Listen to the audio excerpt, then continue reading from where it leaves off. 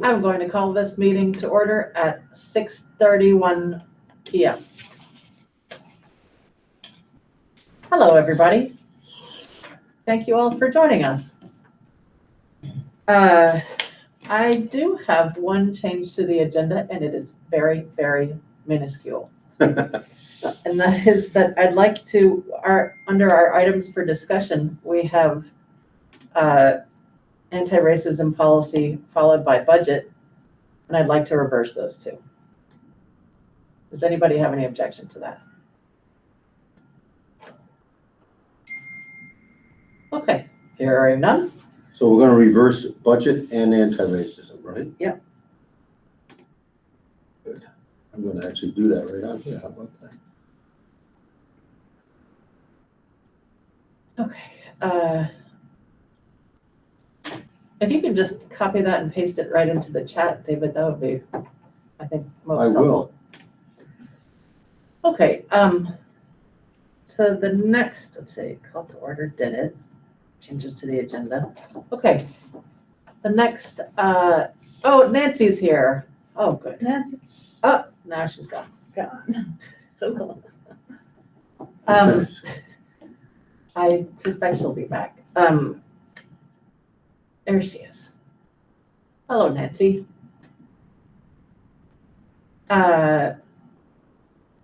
Okay, I'll take a motion to approve the minutes from our last meeting. So moved by Amy. Okay. Second by Bill. Oh, we're gonna have to turn that up. This is what We might have moved it when we, okay, you wanna pull that table out, Amy? Hold on, we're trying to get better volume. Hold on, everybody. Hey, Bill, would you talk again? Fear is the path to the dark side of the force. Hey, you got it. There's that. Speak loudly, he does. All right. I said minutes, but I just put the agenda in the chat. Okay. I'm stopping Okay, presenting now. thank Here we you. go. Okay. I have a couple of comments on the minutes. Does anybody else have any comments on the minutes? Yes, they left out the word board member. One thing, it said they will select a board, and then they went on with a sentence and it needed a board member, and I'm just not sure just what part of it was. Okay, I think that's, I think that was under the part about the, somebody from the anti-racism, or somebody from our board meeting with the Jedi Committee at Windsor. You know what number that is, Nancy? That's number 5. Wait a minute. No, it's not. Hold on. I'm gonna change it right on here, that's why. It looks like 5, It does- 7C. 57C, Yeah, No, 7C. there it is. Yep, 7C. got it. Okay, and I have a couple of other, does anybody else have any other comments, changes? Okay, here are mine. First of all, I don't believe Laura Farrell in number 4, participation and announcements. I don't believe Laura Farrell is running the programming, is she? She is not. Where are you So- now on the minutes? Number 4, under public participation and announcement. Okay, It says, and Emily Murphy is the director, and that's not her correct surname. What's Emily Curtis Murphy? it's Curtis Murphy, Yeah. correct. We'll do that. And, No, if anything, Laura is consulting, but she's not doing any programming. and then it says, Emily Murphy is the director, Annalise Ennis is the school contact, and Laura Farrell is running the programming. And that's, I don't think that's That's accurate. correct. Emily Grace Murphy is also running the program. So does Laura Farrell have a role this year or no? Volunteer. Okay, is volunteering and consulting. She's been good though to help Yes, out. That's changed. okay. And the recap of the goals, which is What number is that? 7A, 7A, recap of the goals, correct. is out of order and it doesn't make total sense in this order. So topical feedback with parents and management. So the third bullet, e.g. pre-K, Yeah, should go up to the first bullet. should be part of that first bullet, right? And the second bullet should also be part of the first bullet. Okay, They should be So- kind of sub-bullets. here's what we want to do. We want to do sub-bullets there, right? But e.g. pre-K should still be before time management. Okay, so what we want to do is we want to bring these in a little bit more and make them sub-bullets, right? Yep. Is that? We'll make this a sub-bullet. Got it. And lastly, under C again, it says, find a board member to be the designated liaison to the Jedi Committee of the Select Board. That is the Windsor Select Board. And also, Find a board member, right? Yeah. To be designated liaison to the Jedi Committee of the Windsor Select Board, right? Yeah. Got it. and also, in addition to that, we mentioned making contact with the West Windsor Select Board. So like semicolon after select board, or semicolon after the first select board, make contact with West Windsor Select Board. I'll put that in parentheses, how about that?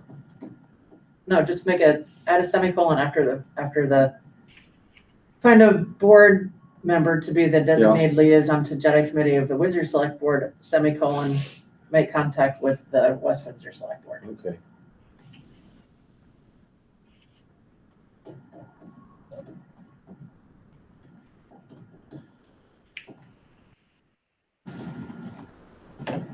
Does anybody else have any? I do. Yes, please. On D, third bullet, it's not Dave Nicholson, it's Mike Nicholson. Oh, yeah, that was right. That was the other one. Yeah. D under what number? Yeah, just Oh, I below got there. it. Found it, found it, found it. Oh, that's good. And do you want to give me Nancy's again? Because I think I messed that up. That Good? was the thing about the Okay, board okay. member. Okay, good.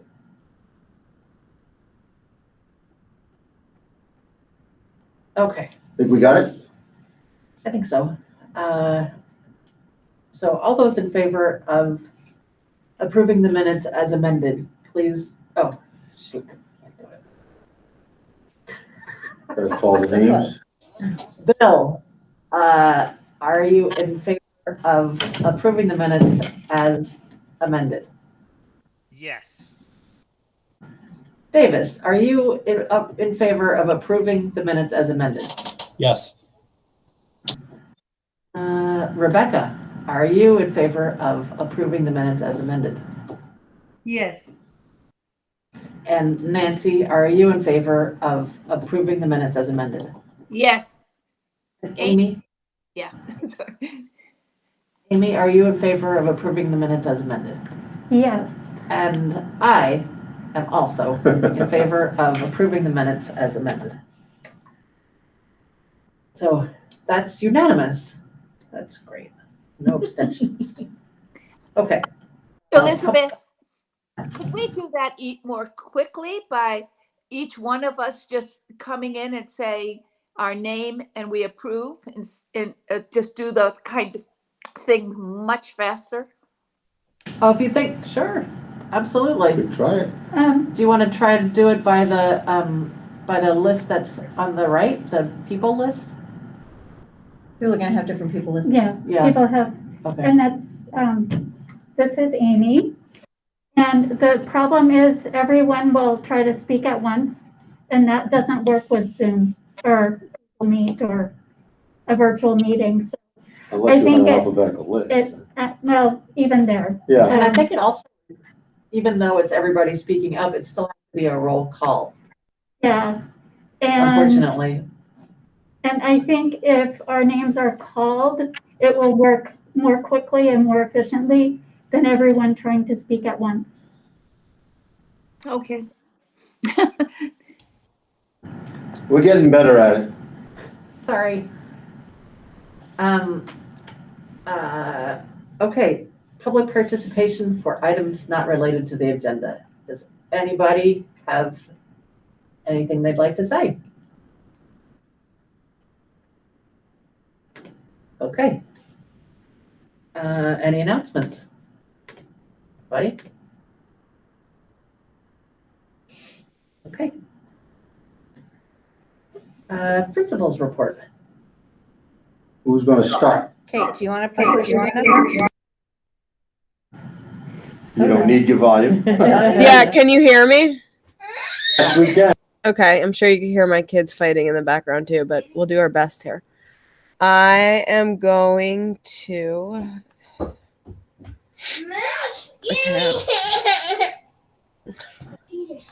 So we just put together a couple things. So what we're focusing on right now, hold on one sec.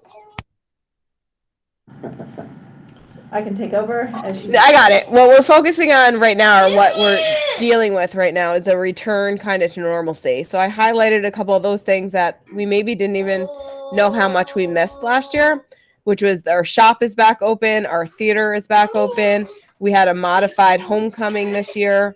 We have brought back to school. So those are a couple of things in the first month that are just jumping out at us as, wow, it feels good to have these things back. All that being said, Windsor has had one quarantine situation, and I want to say thanks to vaccines and teachers providing seating charts, what could have been 100-person quarantine was narrowed down to 12.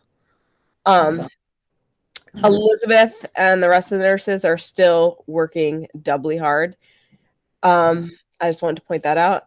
And that's about it. Jen and I will talk together about the shared leadership part and the bumps in the road, but I want her to be able to present what's going on in Albert Bridge first. Sure, so I just want to put a couple things up there. We had our first curriculum night, which was, we called it an open house night, and we did it virtually, so it was a little ironic. But we still had a decent showing, and so I linked the PowerPoint onto this PowerPoint if anybody wants to check it out. But we're really exploring the place to the world, and because of things provided this summer, 1-2 team prior.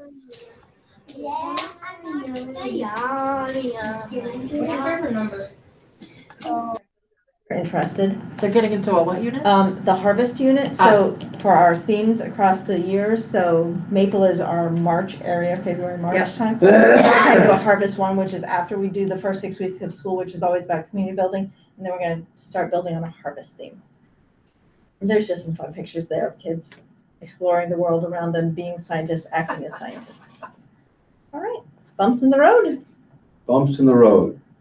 So we would be hiding stuff from you if we didn't say that we are understaffed and finding subs this year with our what we're missing out on, which was great last year, is that we had 2 adults in every building, and then we had a special teacher and assigned to each floor. So that if someone was out, we could cover it amongst ourselves pretty much so that no problem. We've returned to having specials back in their classroom with their regular schedule. So we're missing that. And our support staff, I think in Windsor, and Katie, you can correct me if I'm wrong, I think right now at this moment, we're down 5. We had someone resign today, but we hired 2 more. So maybe by the end of the week, we'll only be down 3.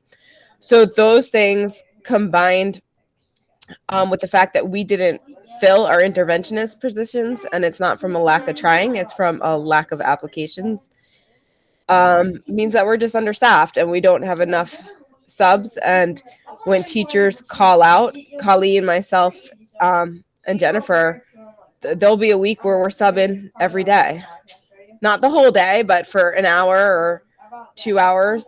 And that's making things a little bit difficult at times.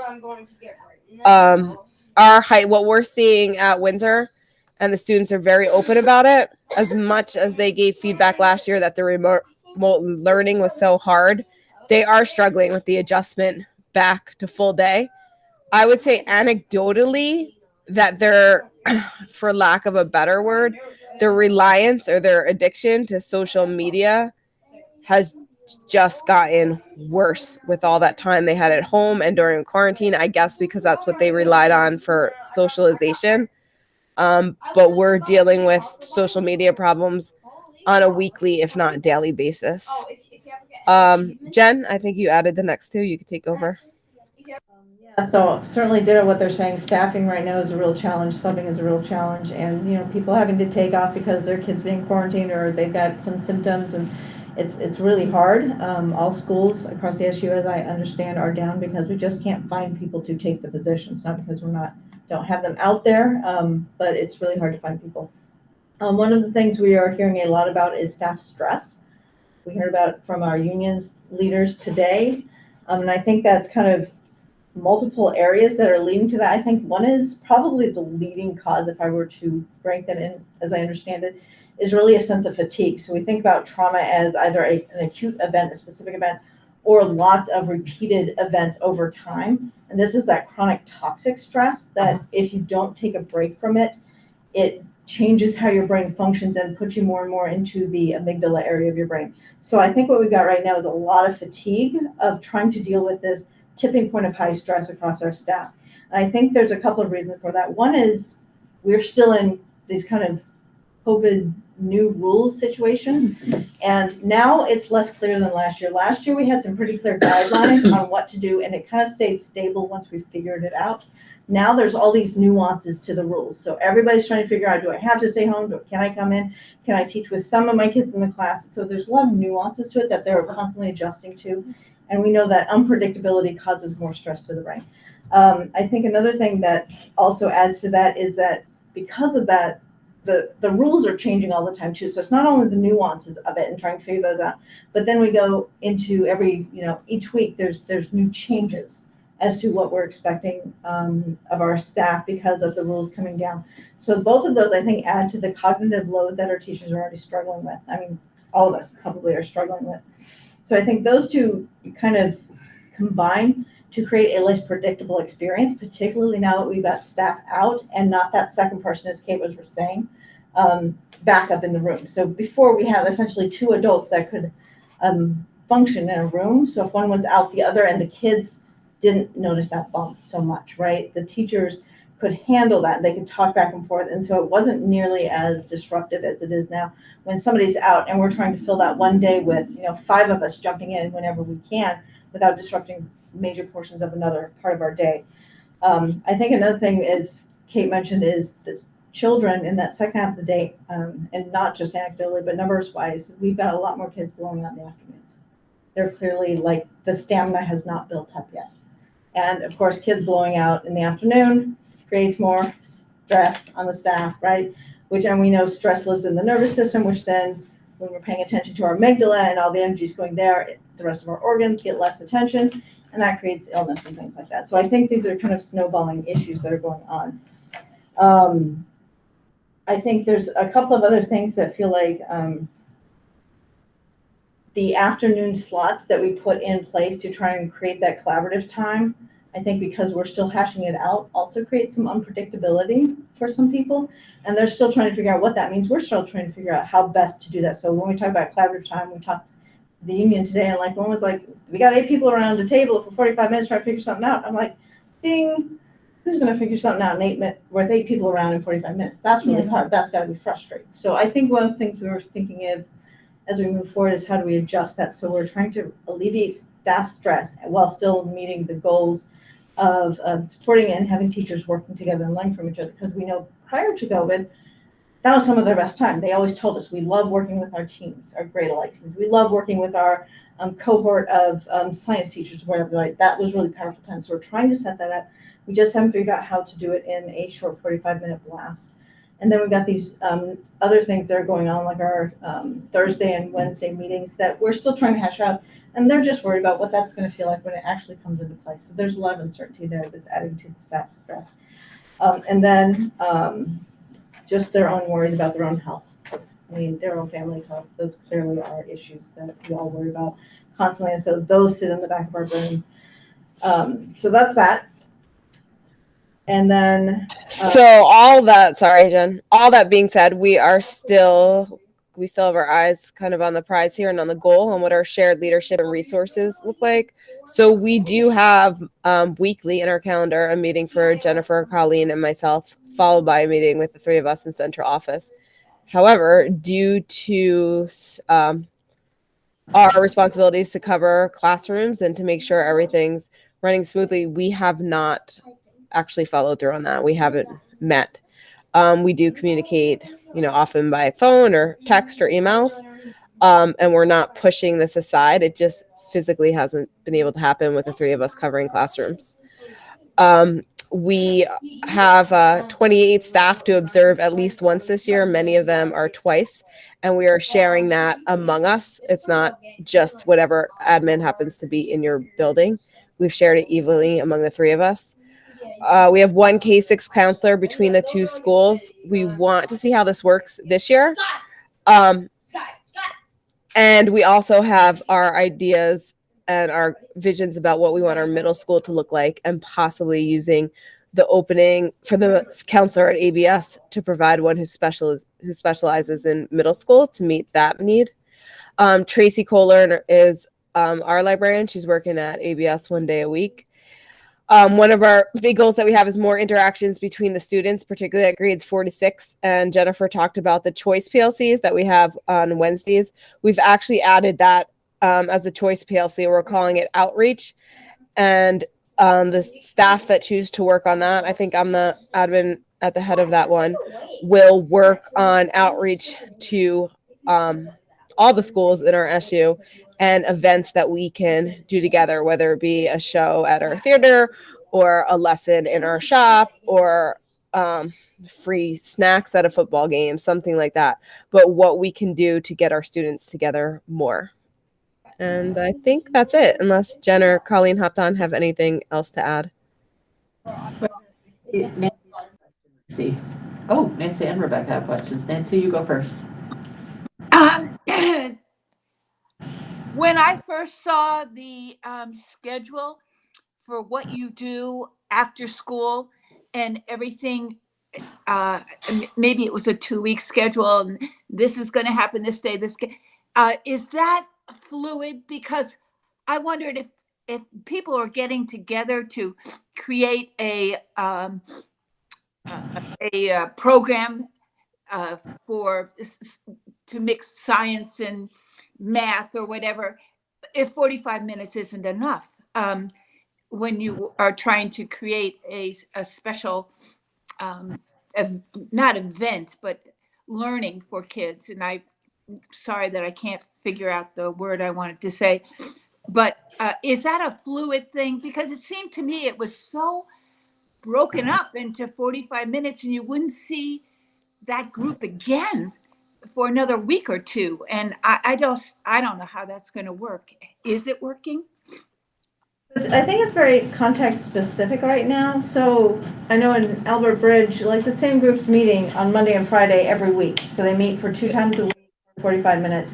And if I'm understanding the other buildings right, there's something similar going on, like twice a week where they meet, kind of the same group trying to get together.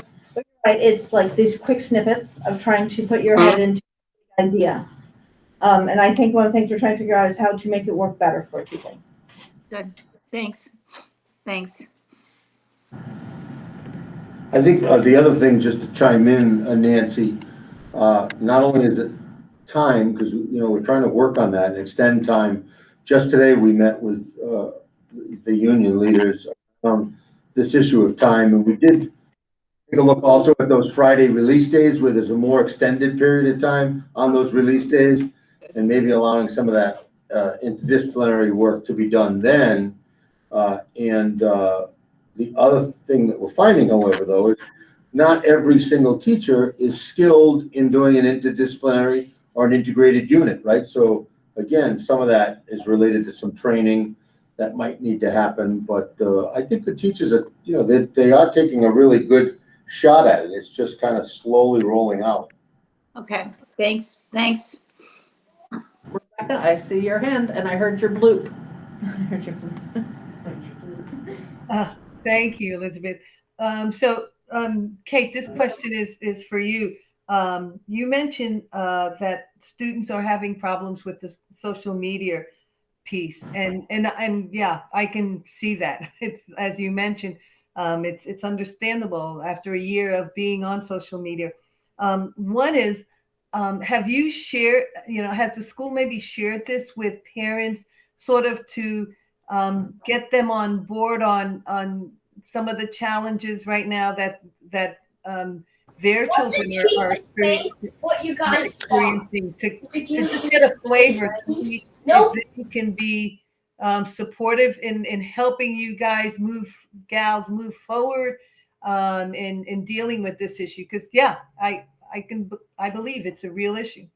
So we have shared in our weekly updates. One of the things we shared is these TikTok challenges that we were a part of. And the like more intense, like personal social media challenges, which our kids maybe Snapchatting out to a whole group and not realizing how many people they're reaching and things like that. We're dealing with at a one-on-one basis, but I would say we've had eight cases so far this year of like a general misuse of social media.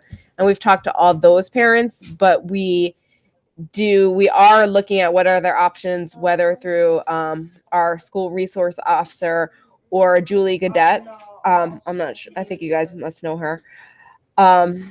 Jen, remind me of her exact title. Good gravy. Sorry. Or just the description of what she does. This is what she does. She works with educating students about the ramifications of misuse of social media. So we're looking at addressing that as a whole group with parent involvement, particularly for our 9th grade class. Our 9th grade, our numbers at Windsor are up. We're at about almost 570, which is a large, maybe the largest amount since I've been there, and I've been there 12 or 13 years. But a lot of our 10th graders actually never stepped foot in our building. No, the whole school, Bill, never stepped foot in our building last year because they were going to a new school. It was under these circumstances. We had the remote. So it's almost like we have 2 full classes, 9th grade and 10th grade, that are making the adjustment to Windsor High School. And we've had the fortune of meeting a lot of these kids either through their lunch period or in one-on-one meetings with Colleen. And they've sent me a good reminder of someone from New Jersey when they walk in and I ask how it's going, and they say, this building is so big. So it's been a nice reminder of what an adjustment it is to come from Albert Bridge or to come from Wethersfield or from Heartland into Windsor School. That is because of that, that's another PLC that we added that's going to be like what orientation and what outreach to sending schools looks like at Windsor. So we're seeing kind of problems pop up, and I just went off on a tangent to answer your one question, so I apologize. Oh, no, that is excellent. Because I really appreciated hearing about Julie. I'm just thinking that if you're at this point at having 8 contacts with 8 students, there are probably more that you haven't had contact with, but maybe providing that sort of overall program, programming for students overall, even for those who you may not know about, may be a great idea. So no, thank you very much for that explanation. That was very good. And the second thing I had wanted to say was, I know at one of our board meetings, we talked about what can we do as a board to really, and I think we were, and administrators, to really, what can we give to our staff to let them know that we, appreciate very much what they're doing and know that what they're doing is extremely hard under some really hard circumstances. And I don't remember exactly what we came up with, but I think maybe we really should go back to that and think about how do we say thank you to our staff, maybe on a weekly basis. Do you know what I think would mean a lot to them? If you guys could come in the building, if you could visit and see what goes on a daily basis, I think that would mean a lot. If you wanted to sub, Rebecca, I mean, we could probably get you started tomorrow. Any of you want to Why sub? did I think you were going to say something like that, Kate? We'll take it. We're not allowed in the building. Well, you're technically, if you're vaccinated and your vaccinated. staff, And your staff. you're on the payroll, so we could probably work it out. However, we cannot sub. That's Yeah, true, you that's cannot sub. Well, you could volunteer and sub. Volunteer for free. You can't get paid and stuff. Even better, volunteer subs. That's Oh it. my goodness. You knew that had to come, Rebecca. Yes, I knew that was coming. Okay, does anybody else have any questions about the principal's report? I don't see any, and I didn't hear any bloops, so let's move on to the superintendent's report. Right, so I'm just gonna talk about a few things that are just kind of, I think, contributing a little bit to some of these climate issues. I mean, the principal spoke about the COVID issues, but we've got some things that are even a little different this year. And part of it is with respect to the quarantine protocol. I mean, kids still have to quarantine if they've been in close contact with somebody who's tested positive. The difference this year, however, is that getting a PCR test and getting the results of that test back is taking a long time. And so they have to wait a certain number of days, then they have to get the PCR test. And what we were finding, especially in a town like Wethersfield, where you might have two classrooms out, that those kids would then just start to trickle back in, depending on when their negative results came back. So now you've got some kids in the classroom, some kids still quarantining at home, and it's just adding to a little bit of the stress. We are continuing to work with. I put this in the last couple of letters that I've had. We are starting to work with the Vermont Department of Health and the AOE around a couple of different options for maybe slowing down some of this quarantining and allowing kids to stay in school as they move forward. But, it's working out all the kinks, looking at all the risks. But our goal is to get kids back as fast as we can get them back. To that end, I've been also in touch with the Vermont Department of Health, the Springfield office. And I just want to give the board an FYI. They are looking at using our facility. I'm working with Kate and Colleen. We're going to come up with some dates unless I hear any objection from the board. We'll be careful. It'll be blocked off from the actual school. There'll be no interaction with the students. And of course, we'll follow the highest health protocols, but they want to use our building to do this next round of booster shots with kids and adults who are 12 and over. And they also want to be ready to use our school as a central site for the supervisory union if, in fact, vaccines become available for those under the age of 12. Of course, it would only be with parental permission and under really the most careful conditions, working with our nurses and working with that Vermont Department of Health. So, I think that sometimes with our families in the busy schedules that they have, that transportation becomes an issue, access becomes an issue, proximity becomes an issue. So we want to be good partners and do what we can do to help deliver as quickly as possible the booster vaccine and the juvenile vaccines or the pediatric vaccines when they become available. And I'll go through this list, and then if people have questions at the end, Okay. feel free to ask those questions. Negotiations, Bill Yates still continues to mediate and facilitate negotiations for the board. We are still in mediation. We suspended mediation while we got clear on some of our numbers. Bill explained some of that, I think, last time. We're at the SU meeting, and we're hoping that we can pull the mediator and the teachers back together again reasonably soon. We'd like to get this settled. But I know I do this often, but hats off to shout out to Bill, who's done an enormous amount of work on these negotiations and working through a bunch of different scenarios.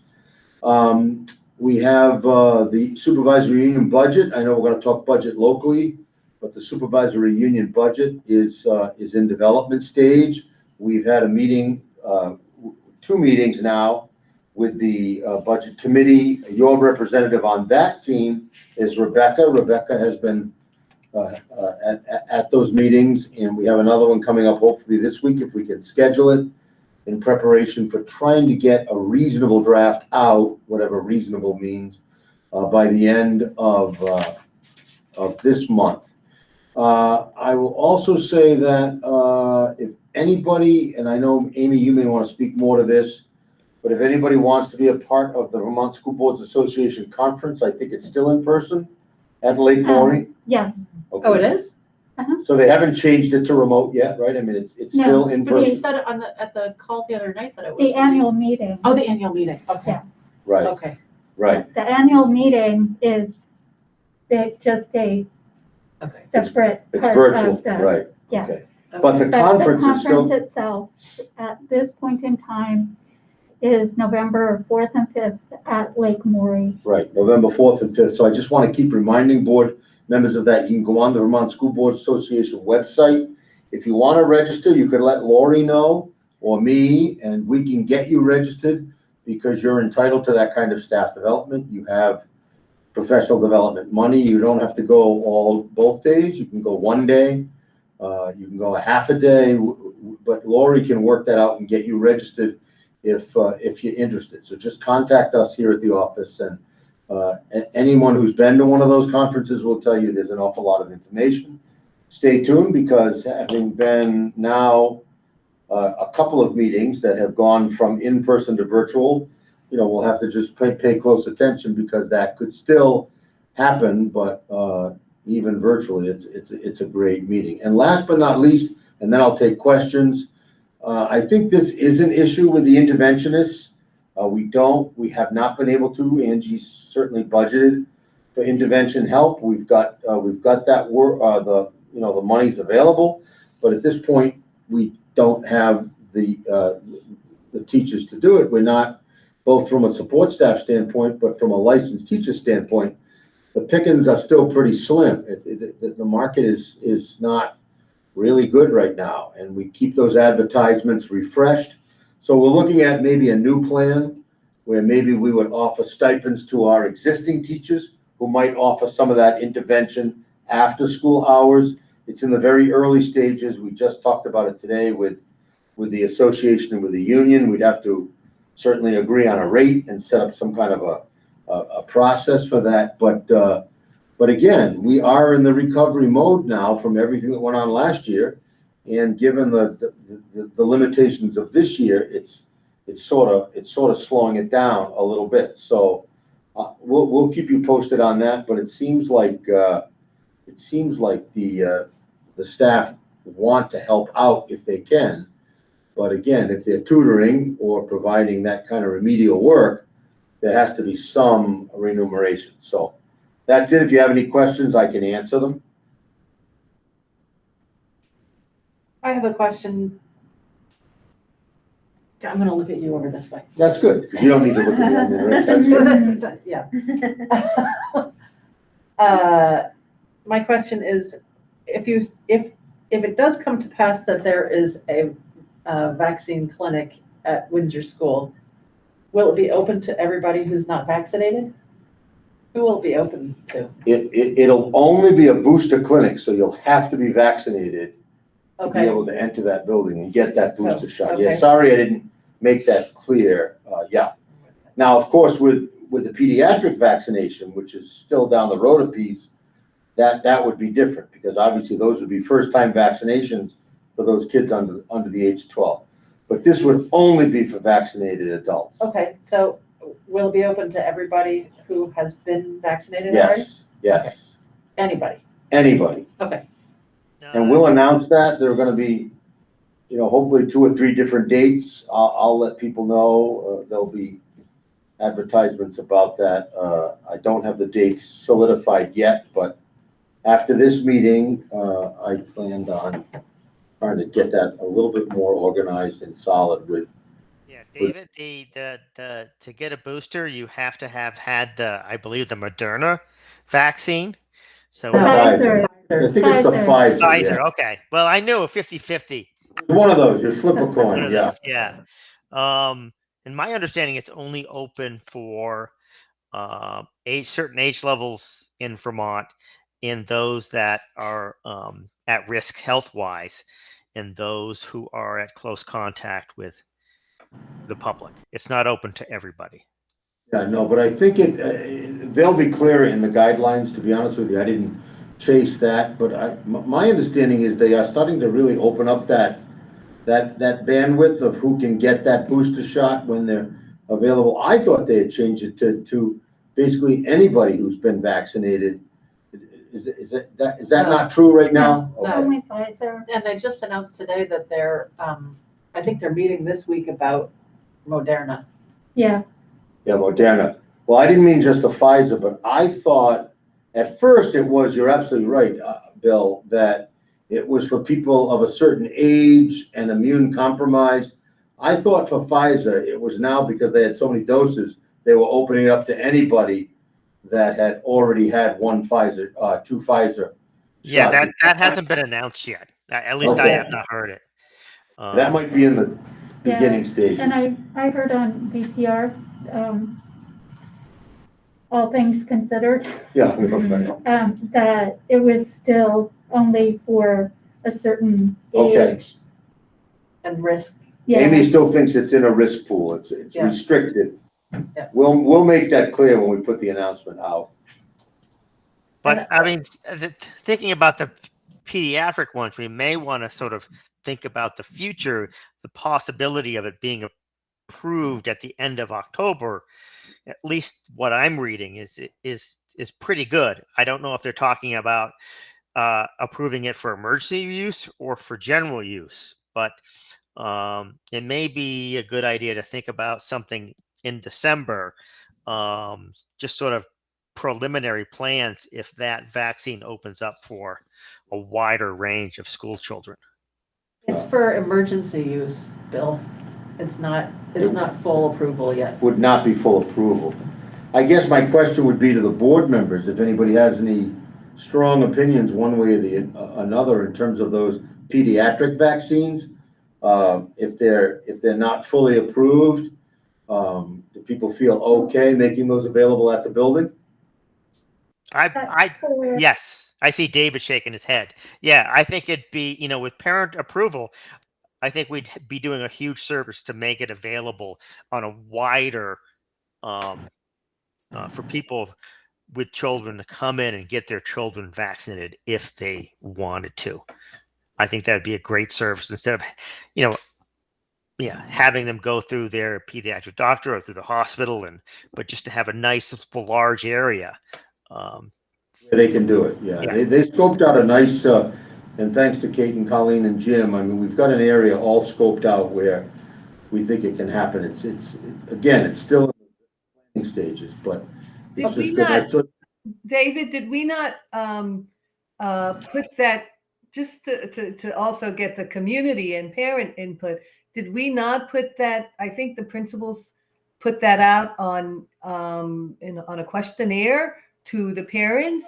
I thought we did that. And did we get that feedback yet? I did not put out a It questionnaire. was David who was going to put it out on a questionnaire according to the minutes from last meeting. Okay. He was gonna have 3 questions about it. Well, somebody suggested the- that, I remember that, yeah. Yeah, about whether, that was one of your charges. Oh, there you go. Whether parents would be interested in that sort of thing and whether, and it was gonna be very simple. Yes or no, would you get your under 12 kid vaccinated if it was an emergency use? And would you be interested in something like, in clinic? Yeah, we could still do that. I don't remember getting that specific about deciding on the questions that would be asked, but I It was like remember the 3 conversation. or fewer questions, and it had to do with whether parents were planning, what parents' plans were about getting their About, kids vaccinated. about the pediatric vaccinations. Amy, It could be that I'm just misremembering and that there were other schools in the Upper Valley that had vaccination clinics for 12 and up. Didn't we have something like that? I don't think so. No, we didn't. So we didn't have any sort of vaccination clinic?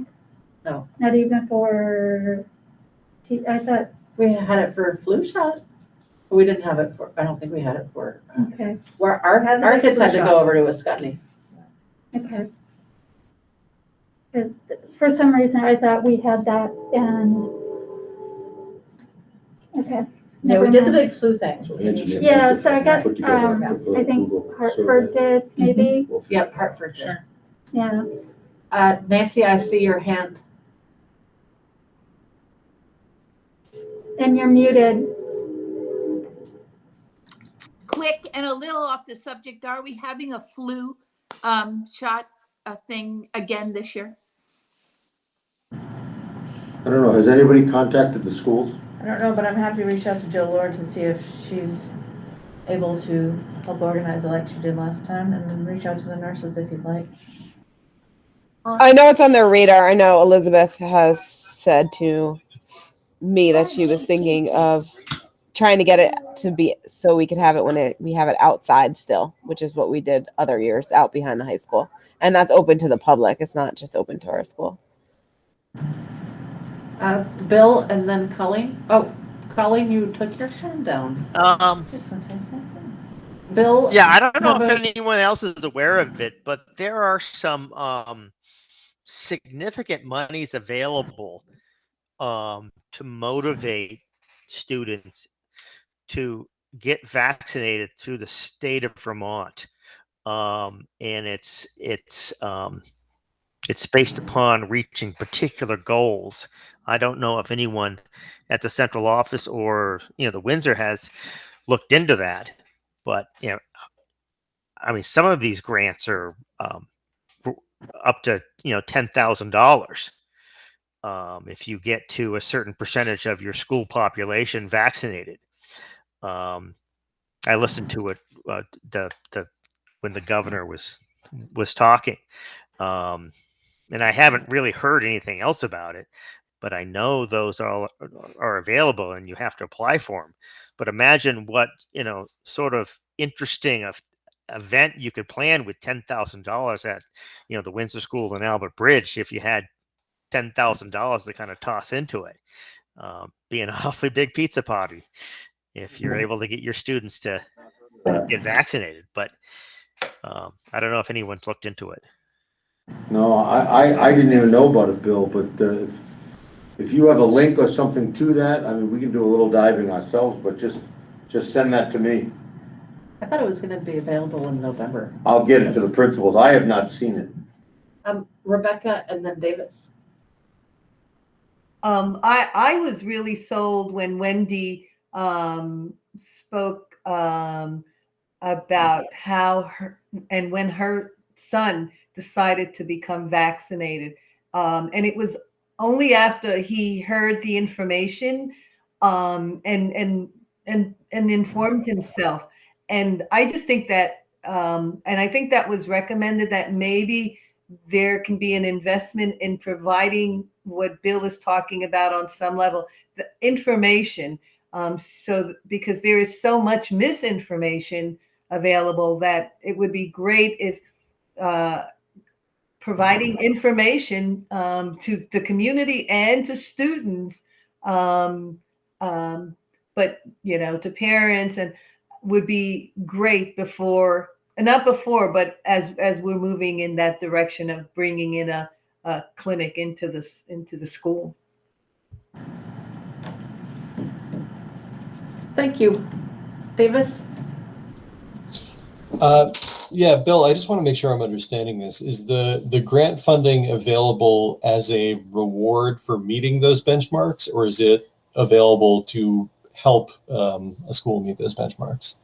It's to the way it was described by Dan French was that it was to reward schools for reaching the benchmark. And I heard him talk about it, and I have yet to see any sort of information about it. But I was sitting in the parking lot eating my lunch, and he's going, I'm like, wow, that is just fantastic. If, we could, put that goal out to students. But I have to find where they are. Yeah, and I mean, if that's something that is available, we get some more details about it. That could definitely be something to, use to motivate folks, and we could brainstorm some ways to do that. But I'd definitely be interested in seeing some more details first. Yeah. Yeah, I'm pretty sure it was going to start in November because, anyway. We can dig a little. Yeah. Anybody else? David, you had on your part of the superintendent's report something about legislation, and I do have something to. That's good, because I think that was just a carryover from last Yeah, time when we. I do have something to bring up, and that is that and I don't know who among you are really interested in this, but just for the record, the debate over the task force on the implementation of the equalized pupil awaiting study is continuing its work. And this week they are taking comments from the public on Wednesday from 5 to 7. So if anybody has strong feelings about our district or our supervisory union having gotten short shrift in the past, or the very distinct possibility of shifting to categorical grants instead, or categorical aid instead of pupil waiting, which would change a lot of things. If you have any feelings about that, do go to the legislature website. Where you can find it is on the legislature website for the state of Vermont. Looking under committees, you have to look under other, and then it's called the Task Force on the Implementation of the Equalized Pupil Waiting Study. I believe it's Wednesday from 5 to 7. You've already testified, right, Olivia? I have, yep. I plan to do it again on Wednesday. With a different hat. A different hat. Okay, anything else? That's it. Okay. So now we are at the items for discussion, and as I mentioned before, Nancy, I don't think you were on. I flipped the two items, so we're going to talk about the budget first, and then the anti-racism policy. I sent you all an email, I think on Friday, asking you to think about your wish list for this year, since we may very well have a nice budget surplus. And did anybody think about that? Oh, I hear bloop. Who's bloop? Nancy. What I thought, what I didn't know exactly what the administrators and the building people wanted, but I thought it would be really nice to make sure that the town's get some money back. Yep. I agree, but I don't know that we have to.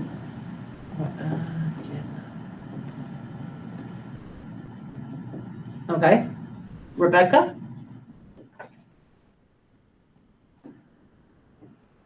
I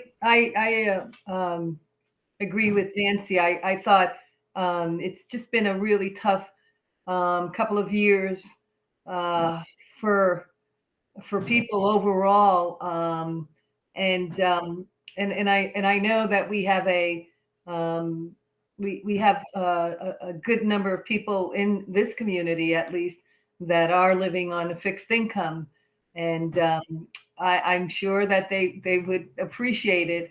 But that wasn't my only thought. Because I was thinking about our students also, and I don't know much about some of the services that are being offered at the Hartford Technology Center in White River Junction, but I wondered if our school would look at trying to create a particular subject matter or a particular program that potentially can offer some of our students a skill by the time that they graduate from the 12th grade. And I know that may be like like what could that look like? Because you don't want to step on the foot of Hartford Technology Center and their offerings, but I just think that it would be great for our students to to have that additional skill opportunity to say, okay, I'm not going to college. Oh, I can't afford college, or I'm going to hold off. But I learned something in school that would allow me to go directly into a particular area or skill immediately. So that's just one of my my ideas.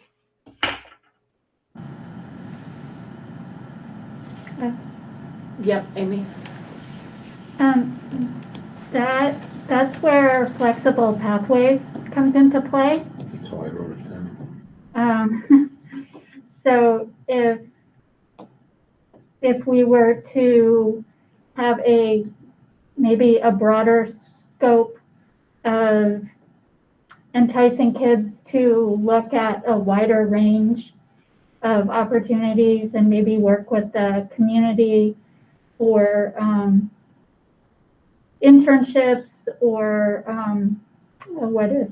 apprenticeships or something, so that kids could, once they graduate, they could move immediately into a particular field.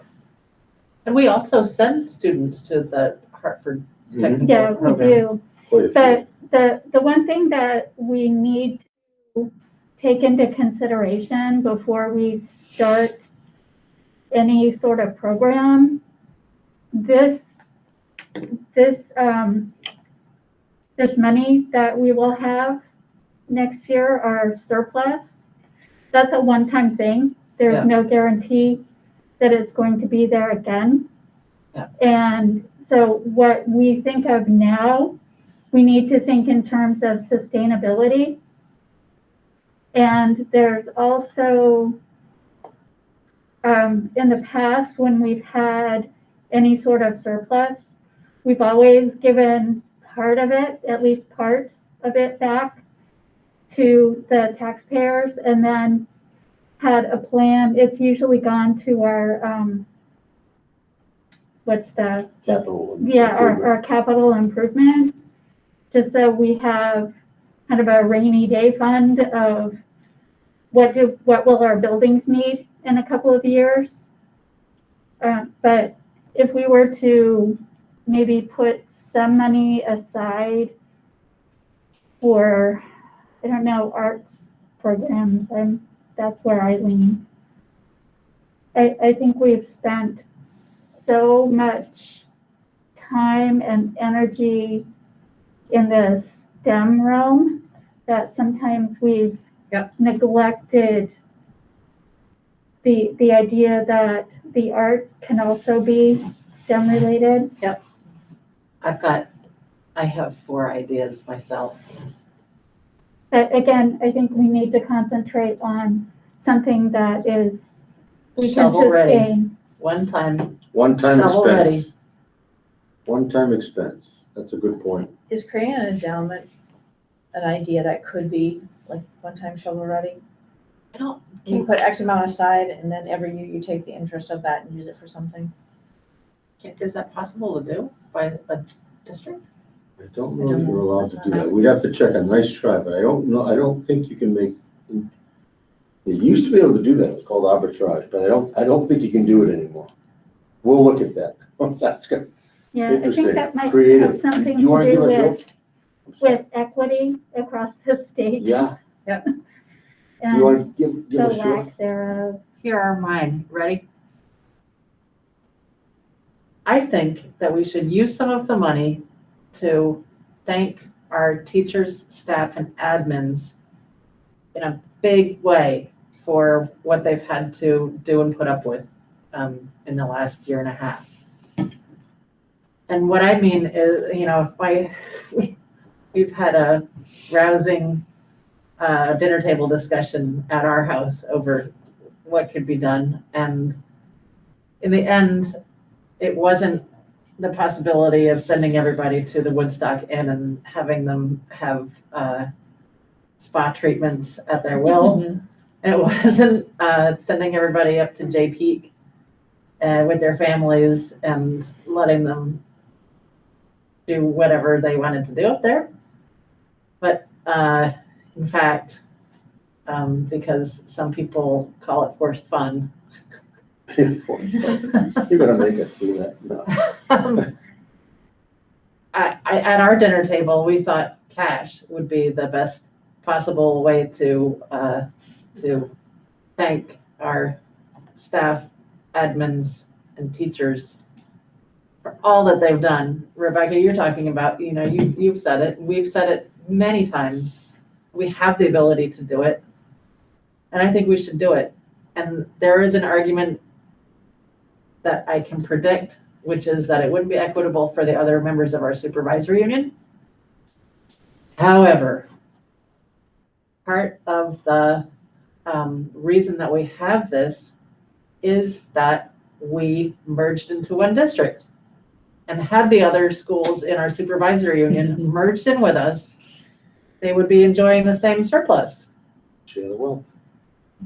And yet they didn't. So it is actually, I think, reasonable. Yeah. So I really think we should consider that. That was one of mine. Hold on. The next one is purchase 2 or 4 vans. That way we could have, without having to use our school bus system, we could actually take students on small field trips, have the students from Windsor and West Windsor commingle more readily, and make use of the grasslands. The grasslands get left out of some of the nature exploration, and really in my other hat wearing discussions over what to do with the Windsor prison lands, I've discovered that the Agency of Natural Resources really cherishes that unique parcel because it's the only one in the state that is like that, and it has some of the only school board had a piece of land logged. They funded a computer lab and gave to, okay. Cool. Yeah, so I think also we should consider buying 2 or 4 new vans for those purposes. And so that's a one-time, oops. And I also, this is looping back into why I wanted to do the anti-racism discussion last, is bringing Lisa Ryan, as we have talked about for over a year now, to train the staff on restorative justice programs, and also spend some money on curriculum training. Now, I'm sorry to go on. I apologize. I see your hands. I do. And I will get to it, I promise. You're getting it, yeah.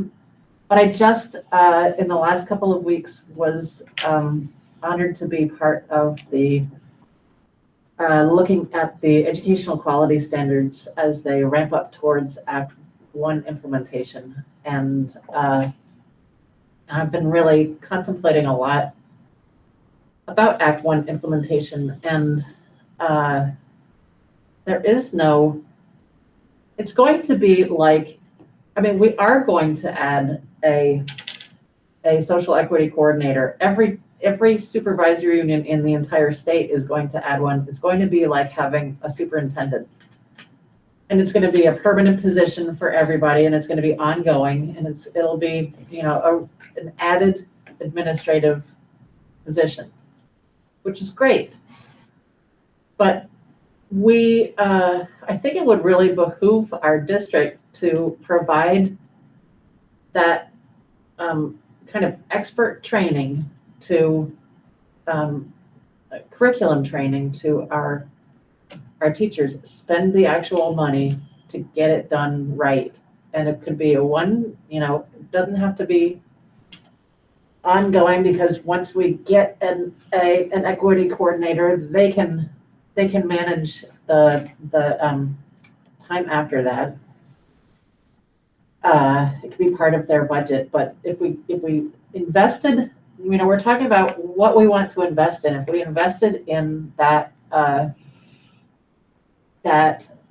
area and had it done really, really well, I think we would see a great payback from it. Yeah, so those are my 4 things.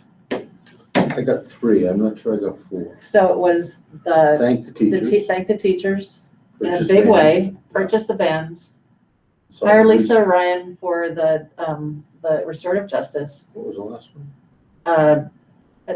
hire somebody, a true expert to come and teach our teachers about how to develop the anti-racism curriculum.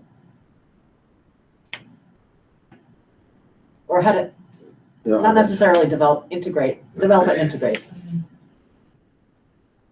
Okay, Wendy, you are the first in my queue for hands.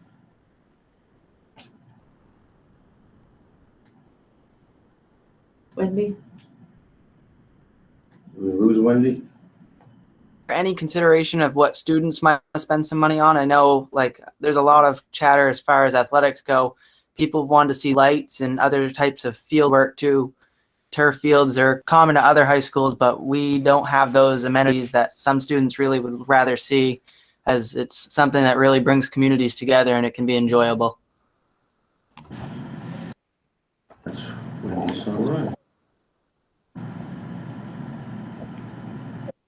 Thank you, Ryan. Um, Bill, I appreciate it. I wonder if you've cost out how much it would cost to maintain a hockey rink and staff it.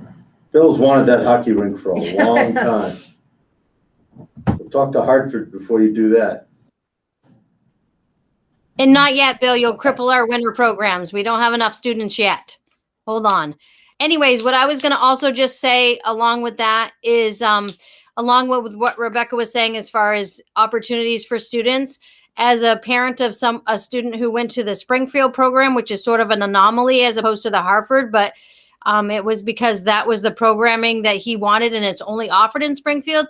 I'd love to see families supported by way of either transportation or reimbursement so that the families don't have to bear that burden for their child, because I mean, we're fine, but Bryce transported himself to and from school every day. And so another student may not be able to do that on their own. So I'd love for them to have the opportunity and that not be an obstacle for them.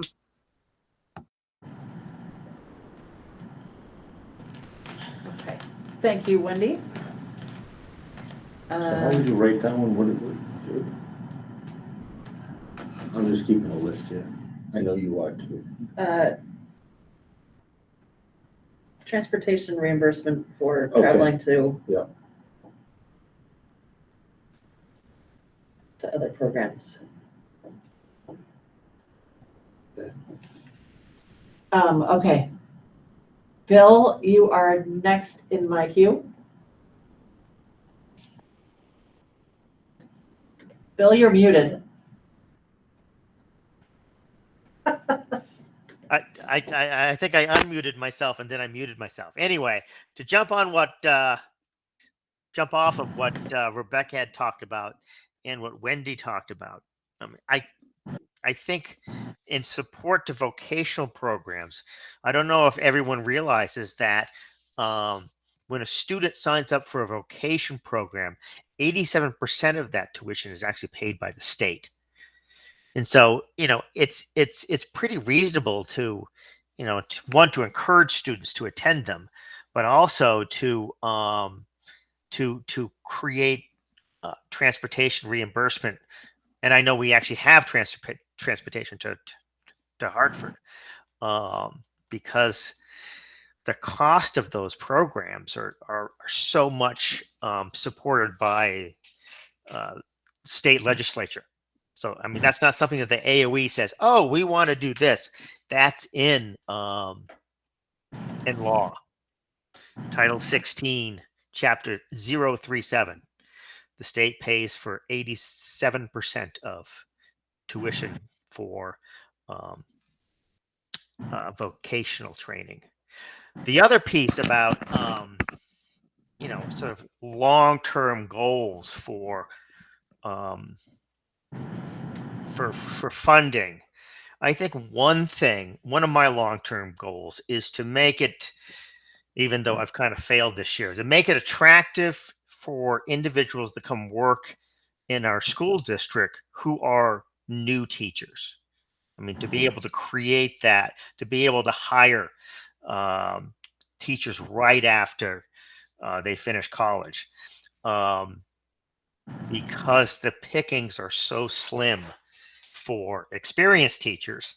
And I have some plans for that, and I won't get into it now. But one thing that would be beneficial is to really beef up support for first-year teachers, mentoring, training, emotional support for those new teachers. If you do that for new teachers, you tend to keep them longer and they tend to bail out more. There's such a huge amount of dropout the first 5 years of teaching that if we could plan long-term for that, that's not really a one and done, but plan long-term for that, to create a system and a well-funded system for the administrators to create time and have money to support new teachers and supporting new teachers. I think that would be a worthwhile investment, considering that we're going to have to hire so many new teachers in the next 10 years. It's just the baby boomer retirement is going to hit everybody. And if we can get ahead of the pack to be able to have the support and attract new teachers, and even to be able to go out there and go to college recruiting and get our district name out there and what programs we offer, I think that would be a huge benefit. I once talked to a student at Hartford who was saying, now I'm going to become a teacher. And then I said, well, which would attract you more? The funding for this or support and student loan repayment? And she was all over the student loan repayment piece. And she was already a college freshman. But that's my spiel, and I'm sticking to. And you know what, Bill? About, I guess, 5 years ago, or maybe less, I found out that a principal friend of mine who lives out in San Francisco was recruiting teachers from NYU because they have an urban recruiting program, an urban teacher recruiting program. And so I wrote to the very same program and said, well, how come you guys don't have one for rural school districts? And they said that they could do that if we got enough schools interested. So it's a thought. At the time, there wasn't any interest outside of my club. Yeah, but that's true. At the same time, we have such a wealth of teacher programs in Vermont. To be able to reach out to them and be at the top of the list of, say, for Castleton University, or when it becomes, Vermont State College, Vermont University. Yeah, and then UVM and some of the other schools as well. Yeah.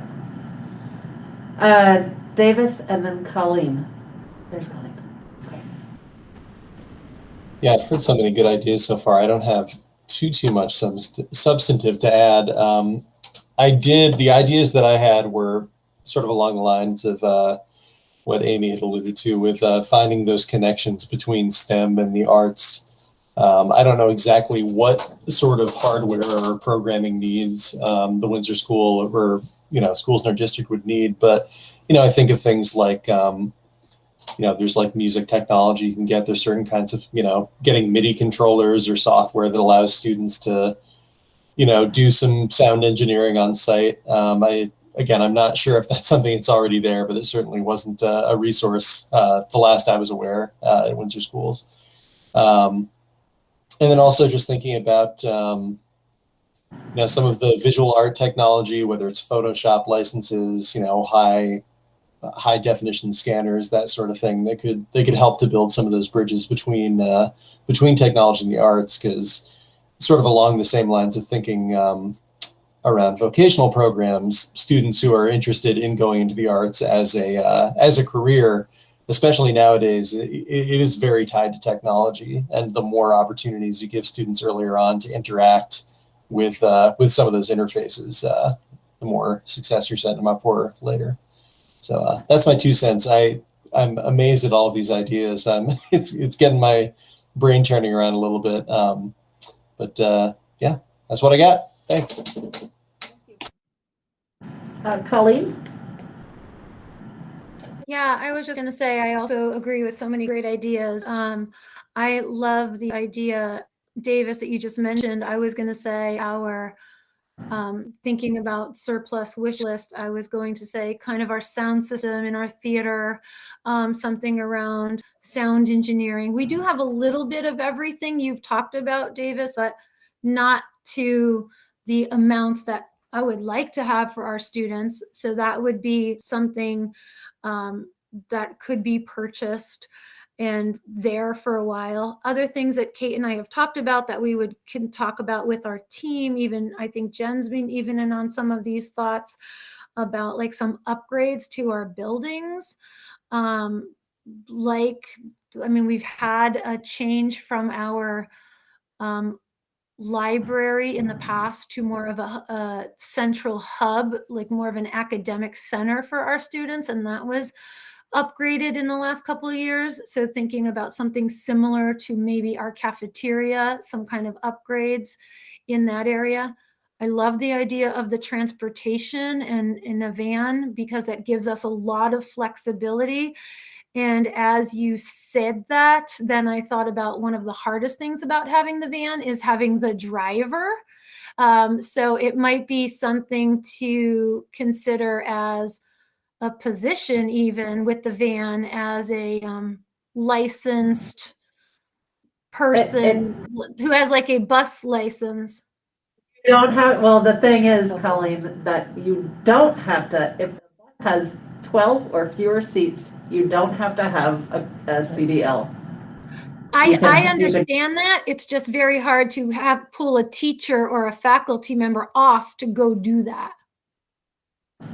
So I was I thinking of gotcha. like a substitute teacher, like maybe a substitute van driver, somebody who's like, not like a the chauffeur, ready. but somebody who has skill and background in safety and driving that is part of their career, because not a lot of people, even a coach who wants to drive students to and from on a small team, don't always feel comfortable driving that van.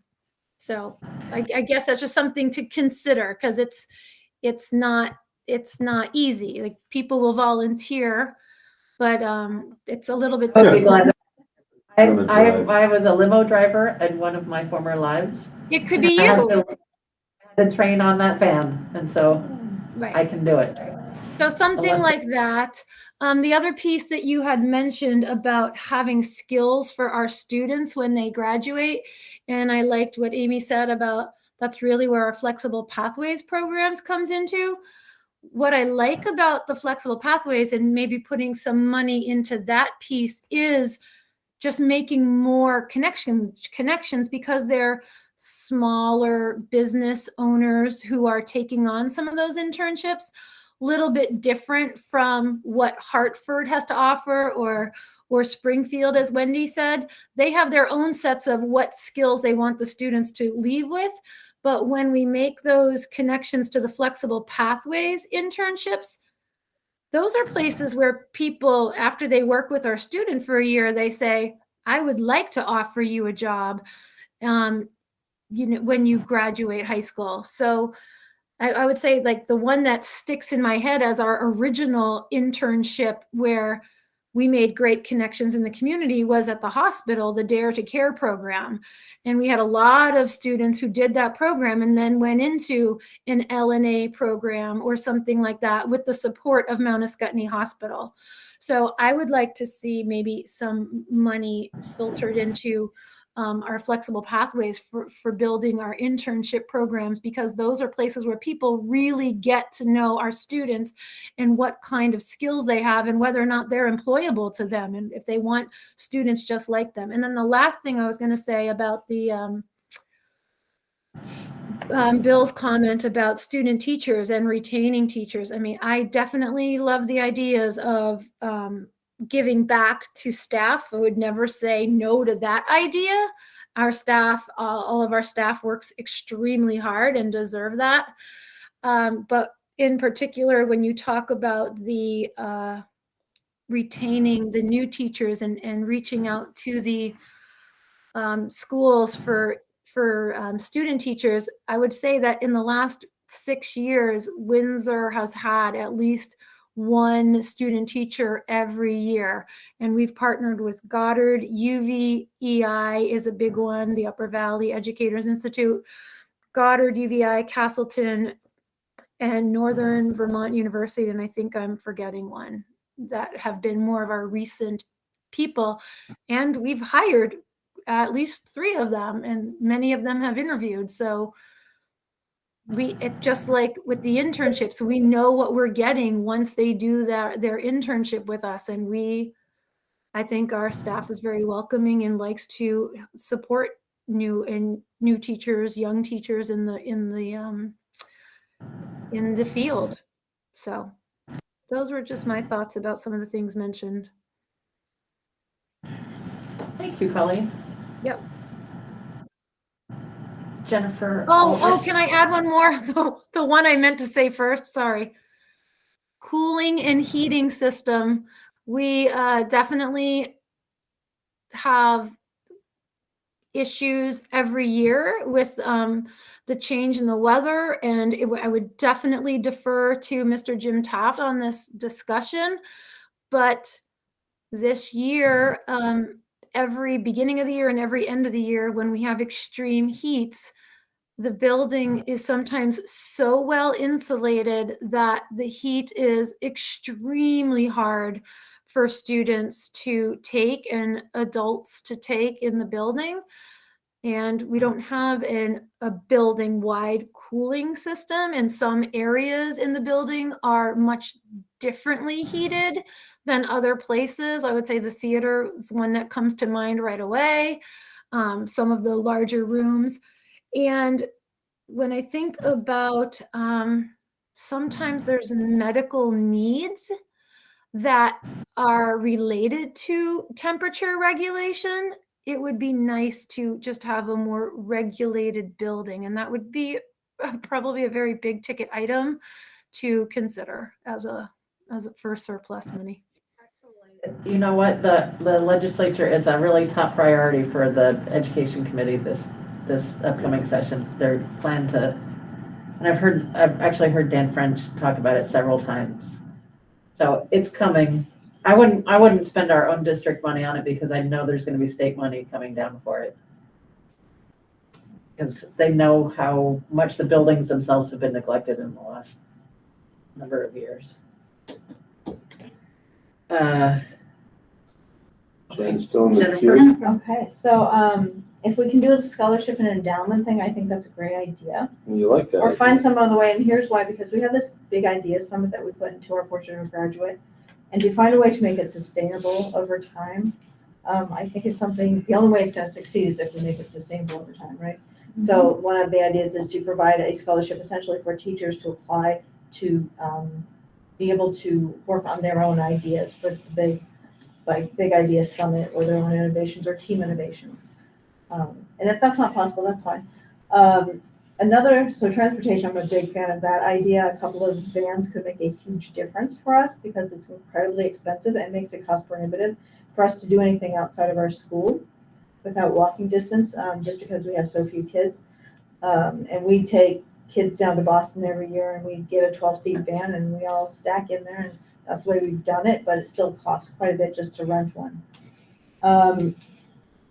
For me, I think thinking about most of this though is about community spaces. How do we make community spaces that bring and offer something to our community and bring people together? We know that that's one of the things that helps us get through all the challenges we face in life. And so here's my dream, is to create an amphitheater and community makerspace somewhere where we could have not just school events, but community events, public performances, as well as an authentic community makerspace where our community members, particularly we have a rich wealth of retired people who could offer so much to the rest of us on those, after hours and even during school hours, if it was close enough to a school that kids could get there, or if we had bands to get kids there. To learn all kinds of things. I mean, it really then allows the creativity and the artistry that we have in our area maybe come to life. So infrastructure like that would be, I think, for me, a dream come true. Outside or inside? Outside. Jen? Preferably outside. Rebecca, I heard your bloop. I just want to say that I love that. I don't know how you said it, Jennifer. Community, school makerspace. I love that idea. It'd be fun, right?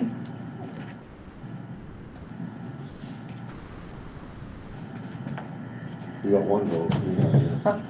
I got Rebecca on my side. That's all I need. That's all you need. Well, you just spent about 140 million, but I mean, other than that, I think we're in pretty good shape. She asked for the dream wish. That's the wish list right there. That's great. Okay, it's 8:00. Let's talk for the next 15 minutes conceptually about our budget. With no numbers, just talking about how we want to prioritize spending this year. Just, thinking about some of the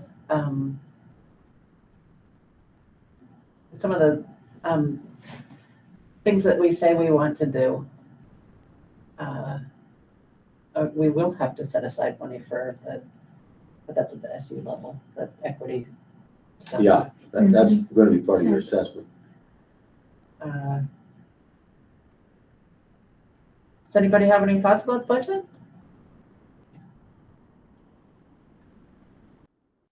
Rebecca?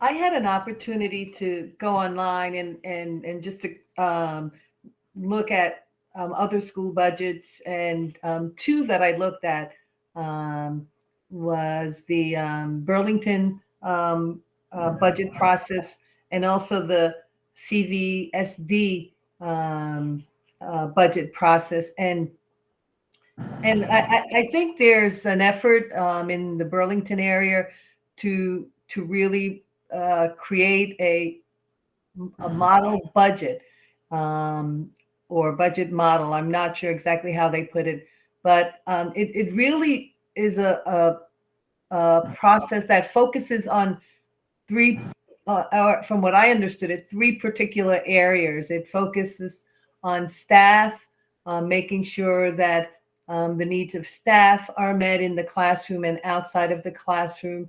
The needs of the students that are most in need in the school.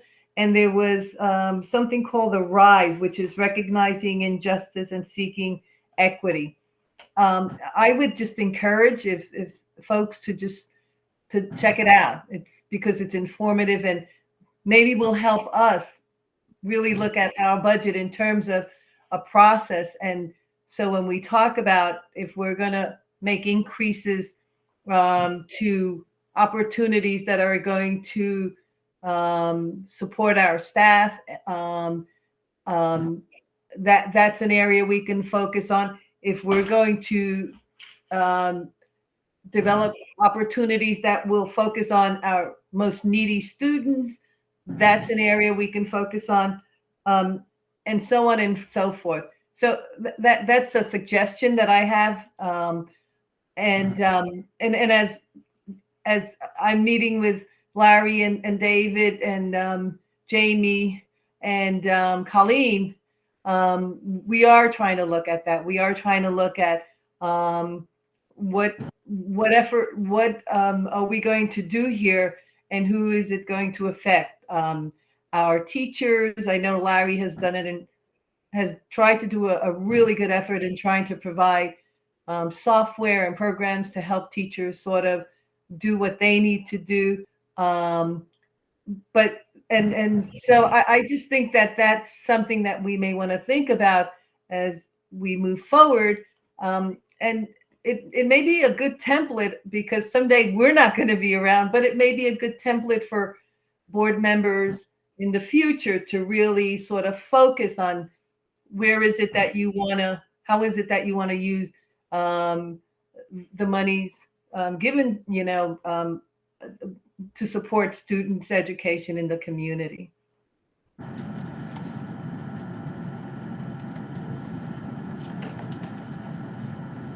Thank you, Rebecca. I like that acronym RISE too. Yeah. It's good, recognizing injustice, Yep. seeking, what was the one? Seeking Equity. equity, yeah. Should be our budget motto. Who was it? Somebody was saying the other day that there's lots of work in DEI, but there isn't enough work on the J part. It always gets left out. Or I guess in Windsor's case, there's lots of work on the EDI. Not enough work on the J part.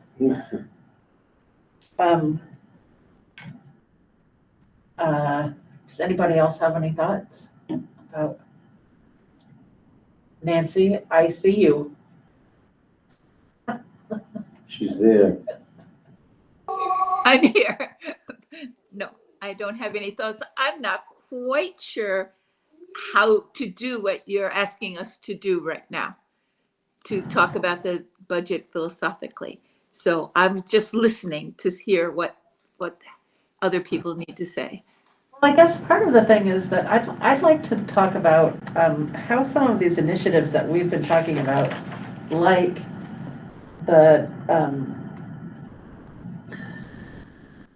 Leader in me. Leader in Me, for example, how is that expressed in the budget? How much time is spent on Leader in Me? And how does that,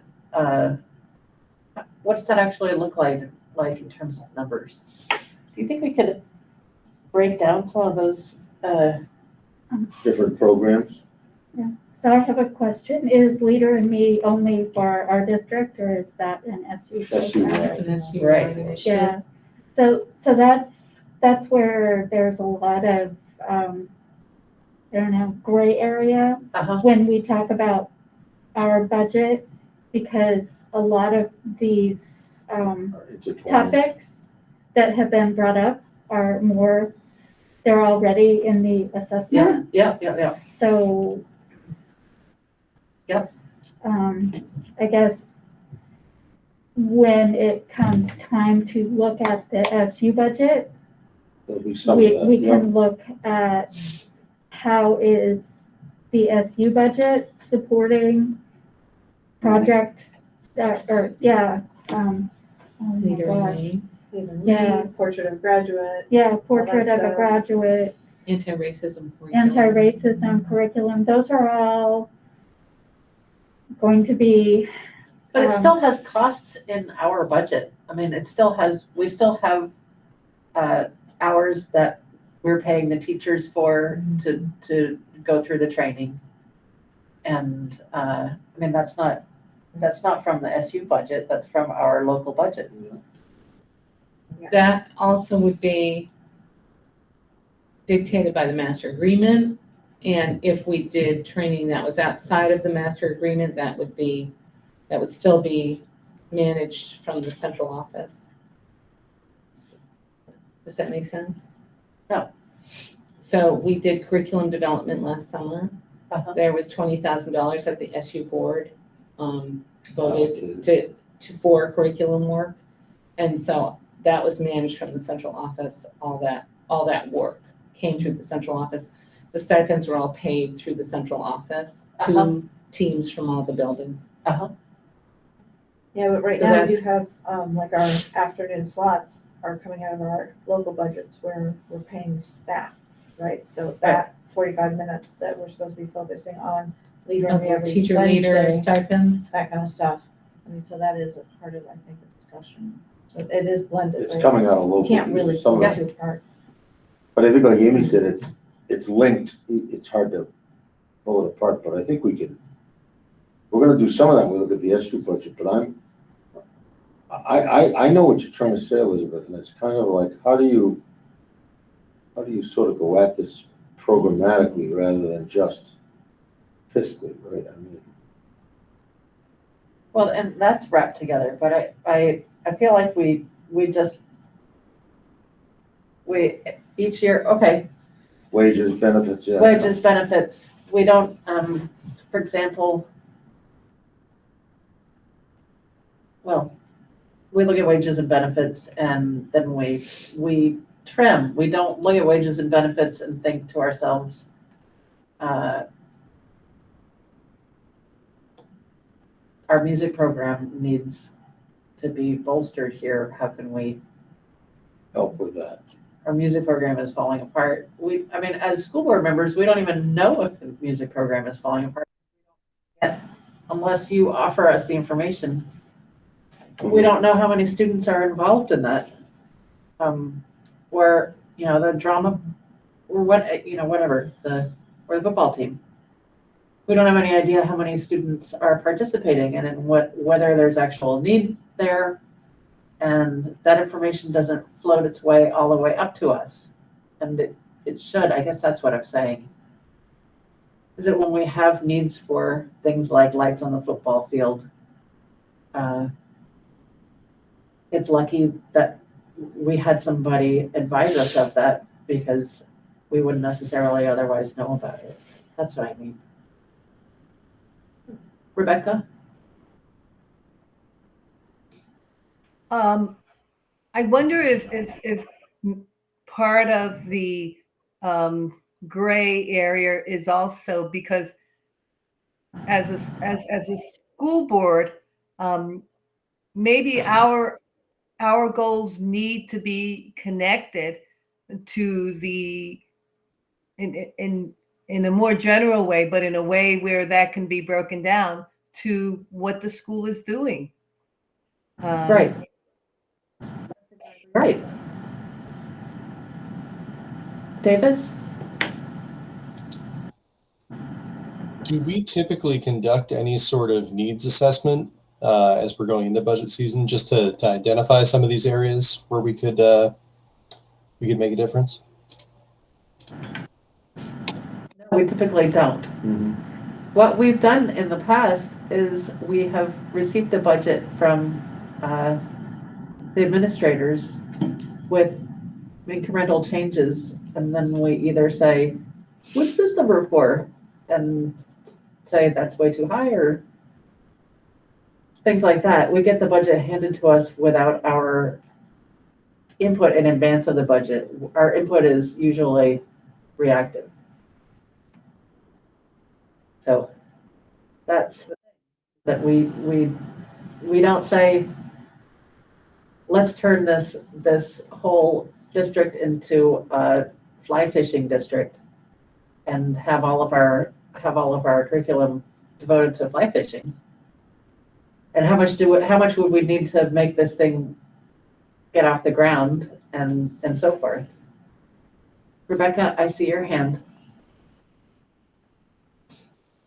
Am I mistaken in thinking that, David, you said that Patel has just provided us with an assessment when Davis asked about an assessment? Did Patel just submit or provide you with a more recent assessment? No, you might be talking about one of two things. One, they did do a pretty intensive, what did they call it? There was The SWOT. it was a SWOT activity essentially, but it did do a deeper dive into all of our districts actually, and looked at strengths and weaknesses, and we've got some of that still very much available. That was done just 2.5 years ago. Winter of I thought we just got 2020.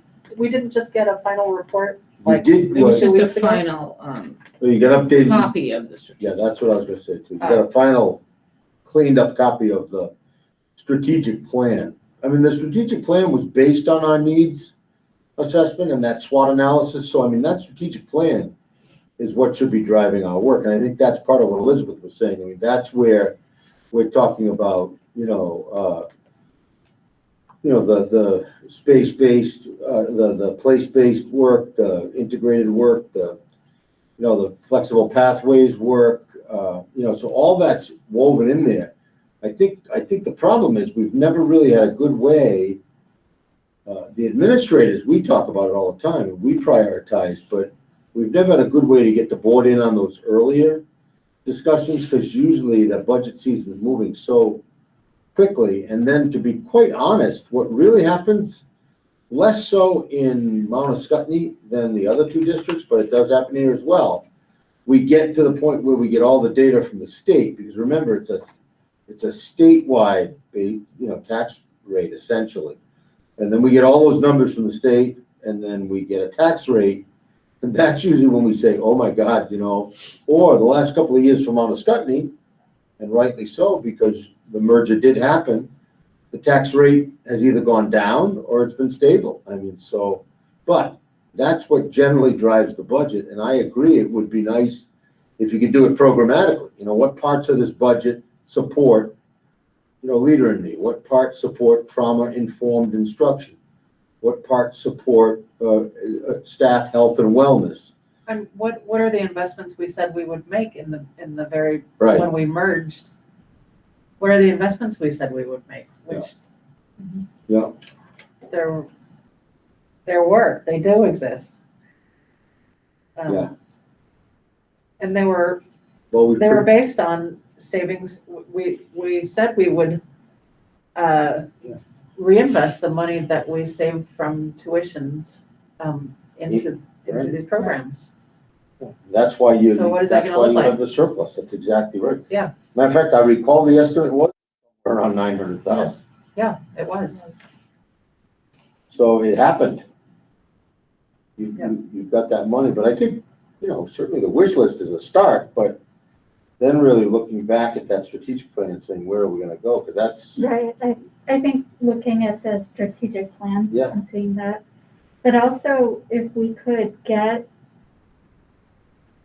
the financial information of how much is being spent, set aside locally for Leader in Me. some of the initiatives, for Yeah. example, Yeah. which would be in that salary. And line So item. things like when we have the 2-day in services, like what that costs each district. In Right. terms of salaries. Yeah. Like we're doing for that So that- collaborative practices. So that time. we can show, when we have our budget presentation, Mhm. this much of our salary budget is It's being spent. invested in this Yeah. initiative. Mhm. Yeah. To look at some of these and- things as investments Mhm. Yeah. and if we're making the investments, we should ask ourselves if we need to make bigger investments or smaller investments, you know? Or being able to say, okay, we have spent this much on this initiative. Right. How is that working in the classroom? How's it working in the community? Yep. Because our community would want to know, wow, okay, we spent however much, but I have not heard anything about it. Mhm. So, Right. so there's that too. Right. And I mean, was the entirety of Portrait of a Graduate covered by grants? No, there No, was we- some local investment. Yeah. It was about a $60,000 investment, probably about half and half came out of the local Maybe districts. And 20 you, came out of, you we had some grant money. CFP. It's funny, I heard Dan French said in some, was it the other day at the regional meeting that he was talking about Portrait of a Graduate being a statewide initiative? It could Yeah. be. The Vermont has some Portrait of a Graduate, which they completed as we were completing ours. Yeah, which, that was how I had heard about it because Uh-huh. there had been a conversation at the educational or the professional standards board. Rebecca, I see your hand. So my question is, David, you said that Battelle submitted a final report of the strategic plan, and if they did, is it possible for us to have access to that?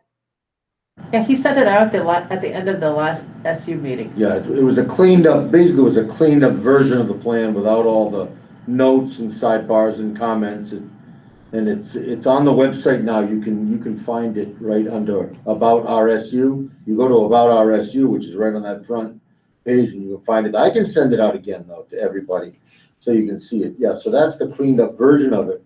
I think what I'm taking away from tonight's discussion is that we want to do a little bit more around programmatic budgeting, and I think the administrators, I still think the budget should be generated, pretty much, by the administration with the direction from the board to look at it programmatically as it's tied to some of these initiatives and breaking out some of those costs. So I think we could, rather than just giving a linear line of numbers, we could just say, okay, here's our investment in this, here's our investment in that, just kind of pull a few of these major. And that way we can, Yeah, are we doing enough? Are we not doing enough? Was it effective? Do we need to put more money in it, or do we need to drop it and whatnot?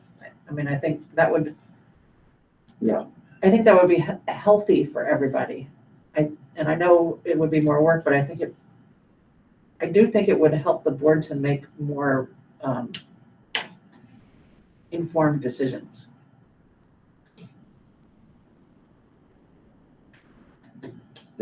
I'm going to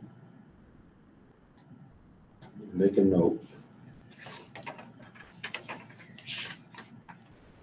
Yeah, so maybe this week we could, I'm talking now mostly to Colleen, Kate, and Jen in consultation too with Angie and Larry. We can maybe sort of look at that and see how we could chunk that out programmatically and how we can get the right numbers to.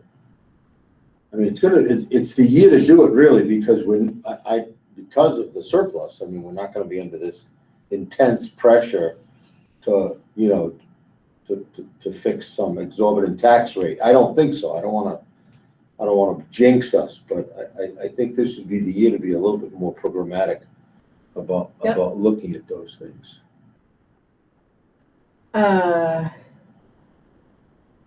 Can you tell me the total number of employees in this district? Exactly know what the last, 280. yeah, it's close to 300. In this district, not this. Oh, in the Mount district. Scottney district? Yeah. Okay, that. Just Okay, teachers, wow. 12 and 7. What's that? 380 would be a lot, right? Thanks everyone that worked something on the last drop. We can put back your back to pretty much the past couple days today. But yeah, we got some more stuff on the website if you want to check that out. Who's that? Somebody playing a nice little, Well, Jennifer, how many people work at Albert Bridge, all told? So that's tricky because we've got 26 people that come in and out that are within the school district or the supervisory union. I have 12 people actually on my roster at school that I supervise directly, not including any paraeducators. Okay. And so I'd have to do some numbers. I think we'd have to look at some numbers because some of them, like as special educators, they don't really go into the building. Right. Some go between buildings, so they might be double counted. So I think we'd have to spend a little bit of time. The same list where I've got 12, Windsor has 67. So professional staff. yeah, this is your professional staff, not para And then you've got a support, host of maintenance, all that. support staff. But again, a lot of that support staff is being paid through the SU budget, right? But it's, yeah. But we could look at, Tina could find out in 2 seconds the number of If you could do that and pass it along. Mount Scottney employees. Because I'm thinking we give Mount Scottney employees a handsome. Remember what I named it? I have probably a fairly decent count, although we've had a fair number of departures in recent weeks. If I can remember what I named it. Colleen, I heard your blue. I have in Power School listed as 81 teachers and 48 staff at Windsor. You said 40 what staff? 48. 48 staff. 48 staff and 81 teachers listed in our Power School. Thank you. But they may not all be paid by Mount Scottney, right? Some of the 81 teachers, I could double check, but I know some of them are SUY because some of them are special educators, I think. Okay. I'll dig down with Tina and we'll get it.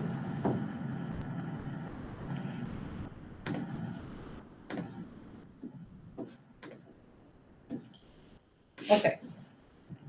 So in the last 6 minutes, because I think that's all we really need to talk about our anti-racism policy. Is that right? Anti-racism policy. As I said, I had the privilege of working on the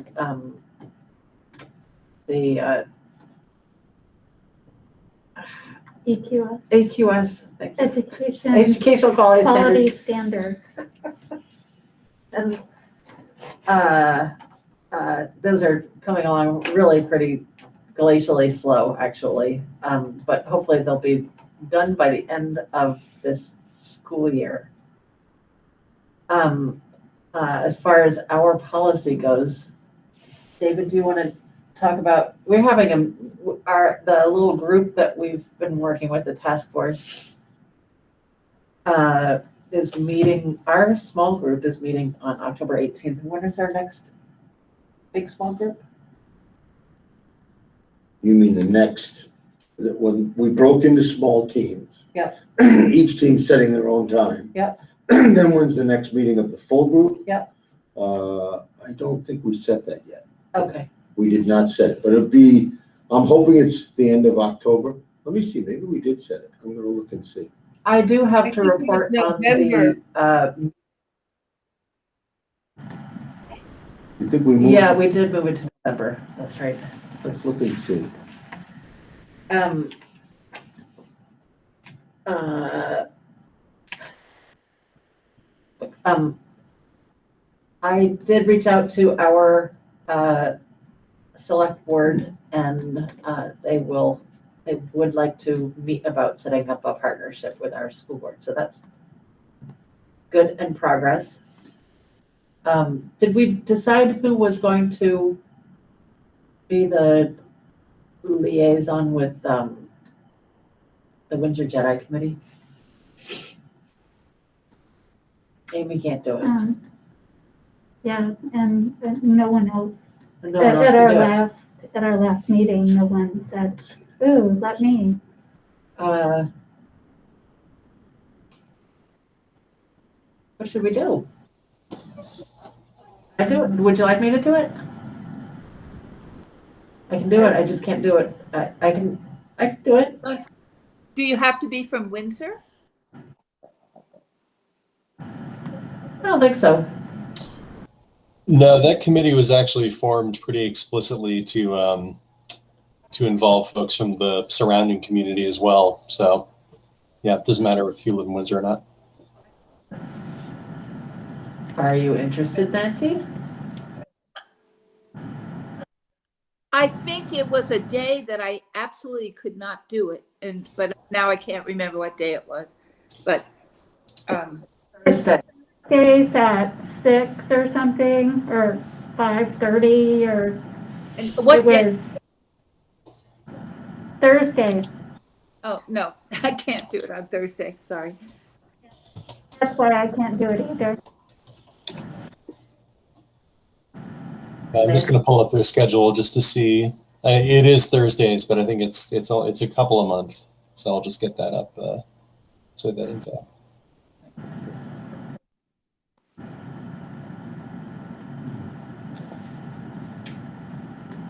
Well, maybe we could at least, one of us could meet with a member of the Jedi Committee to at least be in contact about what we're doing and what they're doing so that we can, rub elbows. I mean, not being able to make the meeting doesn't preclude us from working in concert, I think. What do you guys think about that? It's okay.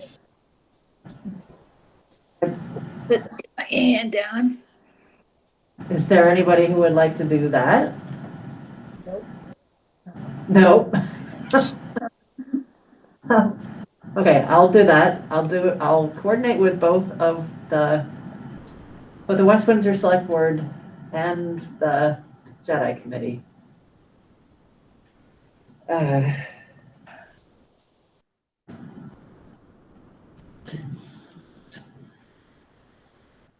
Okay. And I don't see that anti-racism meeting scheduled. I will, when I get information from the Jedi Committee and the West Windsor, well, really from the Jedi Committee, when I receive information from them, I will circulate it to you, but please don't respond. We'll just save all of our comments about it for our next meeting. Okay. Good deal.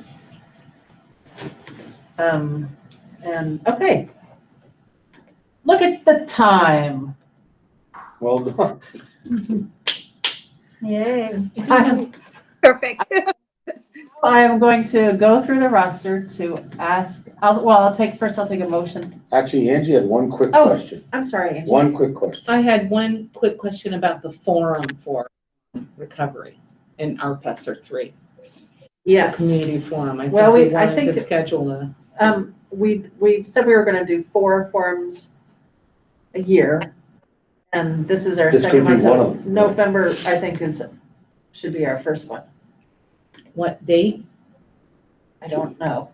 Should we pick that now, or should we have it line up with our, Oh, and we have to talk about I'm sorry, everybody. It's gonna take a little bit longer, 2 minutes? a couple of minutes Sorry, longer. I should have had it when you asked for agenda items. The November. It's so fast. How about, our meeting will be on November 1st. Let's do that first. Next meeting, Monday, November 1st. And at it, we will talk about, oh, it's the first day of American Indian Heritage. Okay, Monday, November 1st. We'll talk about, I guess, our budget and your wish list. We'll talk about budget, we'll talk about, the anti-racism again. But I think it's just really as an update. Let's talk about where we are in vaccinations. Because we should have a lot of different by that time. And I heard a bloop. Nancy, was that you? I see you talking, but you're muted. The community forum should be on your list. That's what we're going to talk about as soon as we figure out about our next meeting first. Oh, shit. Talk about the community forum. Okay. Yeah, at the next meeting. Thank you. I'm getting tired. Anybody else have any other agenda items that come to mind right away? Okay, let's leave it there, and then I think I'll probably think of some at the beginning of a day. Okay, then the community forum. I gather Thursdays are not a good day for anybody. So I'm gonna scratch that. And the 29th, are we the 4th Thursday of the month for SU? 4th Monday. I'm sorry, the 4th Monday of the month. You knew what you Okay. meant. Yes. And the 3rd Monday of the month, is that anything? That is when we were gonna have our next anti-racism meeting. You think it was the 4th Monday?